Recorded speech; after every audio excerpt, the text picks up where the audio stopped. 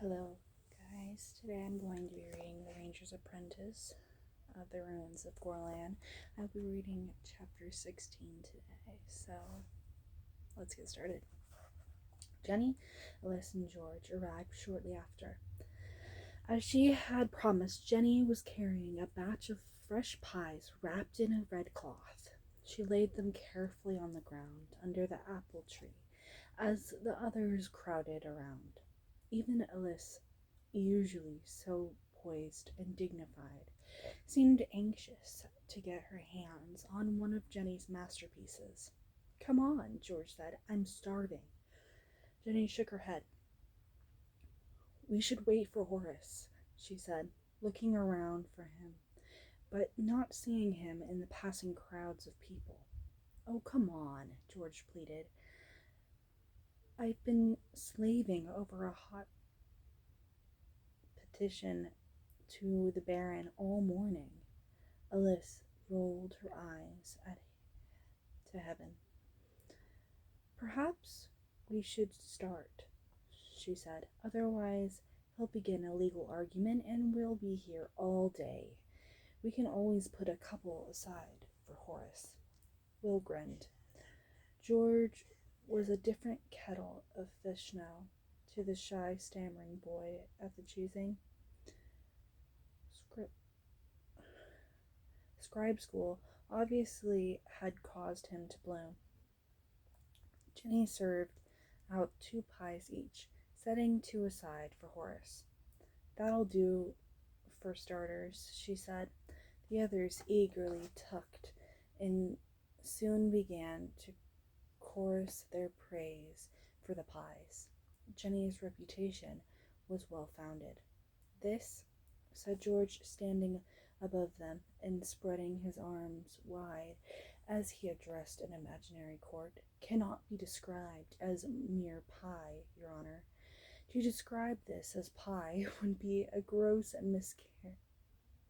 miscarriage of justice, and like of which court has never seen before." Will turned to Alice. "How long has he been like this?" he asked. She smiled. "They all get this way after a few months of legal training. These days, the main problem with George is getting him to shut up." "Oh, sit down, George," said Jenny, blushing at his praise, but the delight none the less. She was a complete "You are a complete idiot. Perhaps my fair miss, but it is the sheer magic of these works of art that has turned my brain. These are not pies. These are symphonies." He raised his remaining half-pie to the others in a mock toast. "I give you, Miss Jennings' symphony of pies." Alice and Will, grinning at each other and at George, raised their own pies in response and echoed the toast. Then all 4 apprentices burst out laughing.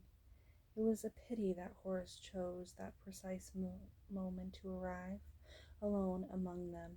He was miserable in his new situation. The work was hard and unremitting, and the discipline was unwavering. He had expected that, of course, and under normal circumstances he could have handled it. But being the focus of Bryn, Alda, and Jerome's spite was making his life a nightmare, literally. The 3 second-year cadets would rouse him from his bed at all hours of the night, dragging him out to perform the most humiliating and exhausting tasks. The lack of sleep and the worry of never knowing when they might appear to torture him further was causing him to fall behind in his classroom work. His roommates, sensing that if they showed any sympathy for him they might become targets along with him, had cast him adrift, so that he felt totally alone in his misery. The only thing that he had always aspired to was rapidly become ashes in his mouth. He hated battle school, but he could see no way out of his predicament without embarrassing and humiliating himself even further. Now, on the one day when he could escape from the restrictions and the tensions of battle school, he arrived to find his former ward mates already busy at their feast, and he was angry and hurt that they hadn't bothered to wait for him. He had no idea that Jenny had set some of the pies aside for him. He assumed she had divided them up already, and that hurt more than anything. Of all of his former board mates, she was the one he felt closest to. Jenny was always cheerful, always friendly, always willing to listen to another's troubles. He realized that he had been looking forward to seeing her again today, and now he felt that she had let him down. He was predisposed to think badly of the others. Alice had always seemed to hold herself aloof from him, and if he weren't good enough for her, and Will had spent his time playing tricks on him, then running away and climbing into the immense tree where Horace couldn't follow. At least, that was how Horace saw things in the current vulnerable state. He conveniently forgot the times he had cuffed Will over the ear or held him in a headlock until the smaller boy was forced to cry, "Yield!" As for George, Horace had never taken much notice to him. The thin boy was studious and devoted to his books, and Horace had always considered him a pallid, uninteresting person. Now here he was performing for them, while they laughed and ate their pie and left nothing for him, and suddenly he hated them all. "Well, this is very nice, isn't it?" he said bitterly, and then he turned to him, the laughter dying on their faces. It was inevitably Jenny was the first one to recover. "Horace, you're here at last," he said. She started toward him, but the cold look on his face stopped her. "At last?" she said. "I'm a few minutes late, and suddenly I'm here at last, and just too late because you've already pigged out on all the pies," which was hardly fair to poor Jenny. Like most cooks, once she had prepared a meal, she had little interest in eating it. Her real pleasure lay in watching others enjoy the results of her work and listening to their praise. Consequently, she hadn't had any of the pies. She turned back now to the two that she had covered in a napkin to keep for him. No, she said quickly. There was still some left, look. But Horace's pent-up anger prevented him from acting or speaking rationally. "Well," he said, a voice heavy with sarcasm, "maybe I ought to come back later and give you time to finish them as well." Horace, tears sprang into Jenny's eyes. She had no idea what was wrong with Horace. All she knew was that the plan for a pleasure and reunion with her old ward mates was falling in ruins. George stepped forward now, peering curiously at Horace. The tall, thin boy cocked his head to one side to study the apprenticed warrior more closely, as he were an exhibit or a piece of evidence in the law of court. There was no call to be so unpleasant, he said rationally, but reason wasn't for Horace wanted to hear. He shoved the other boy aside angrily. "Get away from me," he said, "and mind how you talk to a warrior." "You're not a warrior yet," Will told him scornfully. "You're still only an apprentice, like the rest of us." Jenny made a small gesture with her hand, urging Will to drop the matter. Horace was in the act of helping himself to the remaining pies, looking up slowly. He measured Will up and down for a second or two. "Oh ho," he said. "I see the apprentice spy is with us today." He looked to see if the others were laughing at his wit. They weren't, and it only served to make him more unpleasant. "I suppose Halt is teaching you to slink around spying on everyone, is he?" Horace stepped forward without waiting for an answer, and fingered Will's mottled cloak sarcastically. "What's this? Didn't you have enough dye to make it all one color?" "It's a ranger cloak," Will said quietly, holding down the anger that was building inside of him. Horace snorted scornfully, cramming half of one of the pies into his mouth and spraying crumbs as he did so. "Don't be so unpleasant," George said. Horace rounded on the apprentice scribe with his face red. "Watch your tongue, boy," he snapped. "You're talking to a warrior, you know. An apprentice warrior," Will repeated firmly, laying stress on the word apprentice. Horace went redder and looked angrily between the two of them. Will tensed himself, sensing that the bigger boy was about to launch an attack. But then was something in Will's eyes and his ready stance that made Horace think twice about it. He had never seen that look of defiance before. In the past, if he'd threatened Will, he had always seen fear. This newfound confidence unsettled him a little. Instead, he turned back to George and gave him a heavy shove in the chest. "How's that for unpleasant?" he said, as the tall, thin boy staggered back. George's arms windmilled as he tried to save himself from falling. Accidentally, he struck Tug a glancing blow on the side.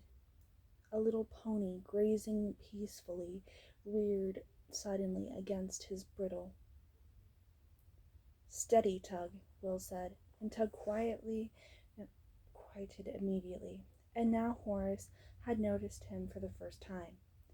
He'd stepped forward and looked closely at the shaggy pony. "What's this?" he said in mock disbelief. "Has someone brought a big ugly dog to the party?" Will clenched his fists. "He's my horse," he said quietly. He could put up with Horace's sneering at him, but he wasn't going to stand by and see his horse insulted. Horace let out a braying laugh. "A horse," he said. "That's not a horse. In the battle school, we ride real horses, not shaggy dogs. Looks like he needs a good bath to me, too." He wrinkled his nose and pretended to sniff closer to Tug. The pony glanced sideways at Will, who was unpleasantly cold. "Who's this unpleasant clod?" his eyes seemed to say. Then Will, carefully hiding the wicked grin that was trying to show on his face, said casually, "He's a ranger horse. Only a ranger horse can ride." "He's a ranger horse. Only a ranger can ride him." Horace laughed again. "My grandmother could ride that shaggy dog." "Maybe she could," said Will, "but I bet you can't." Before he'd even finished the challenge, Horace was untying the bridle.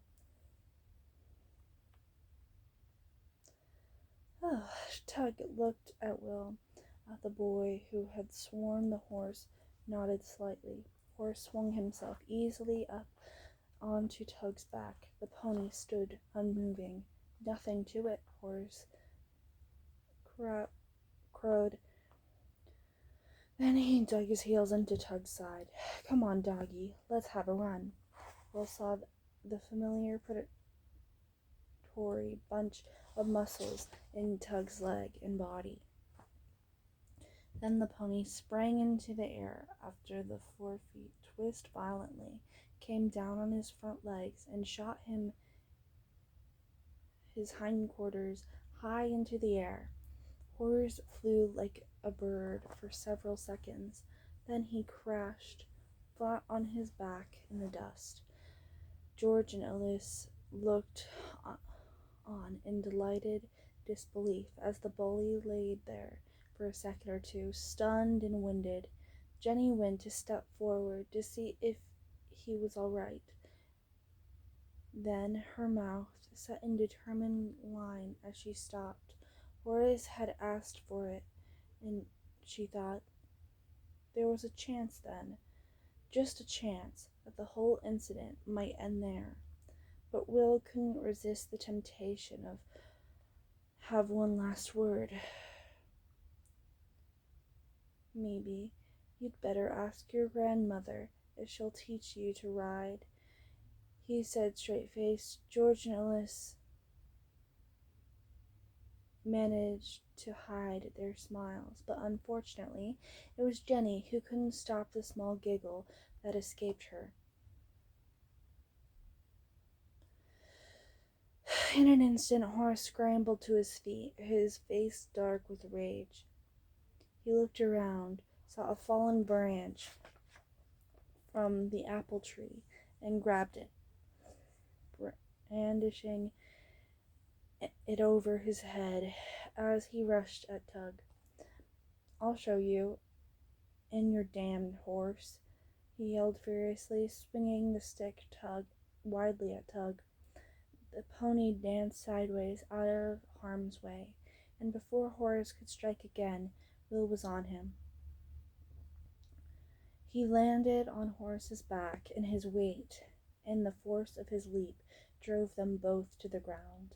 They rolled there, grappling with each other, each trying to gain an advantage. Tug, alarmed to see his master in danger, whinnied nervously and reared. One of Horace's widely failing arms caught Will, a ringing blow across the ear.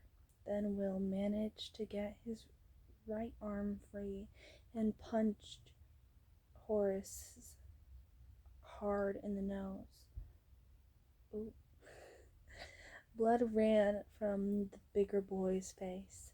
Will's arms were hard and well muscled after his 3 months' training with Halt, but Horace was being taught in a hard school too. He drove a fist into Will's stomach, and Will gasped as the air was driven out of him. Horace scrambled to his feet, but Will, in a move that Halt had shown him, swung his own leg in a wide arc, cutting Horace's feet from under him and sending them tumbling again. Always strike first, Halt had dined into his brain in the hours they'd been practicing unarmed combat.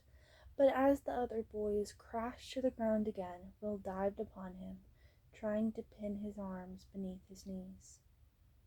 Then Will felt an iron grip on the back of his collar, and he was being hauled in the air like a fish upon a hook, wriggling and protesting. "What's going on here, you two hooligans?" said a loud, angry voice in his ear. Will twisted around and realized he was being held by Sir Rodney, the battlemaster, and the big warrior looked extremely angry. Horace scrambled to his feet and stood at attention. Sir Rodney released Will's collar as the ranger apprentice dropped to the ground with a sack of potatoes.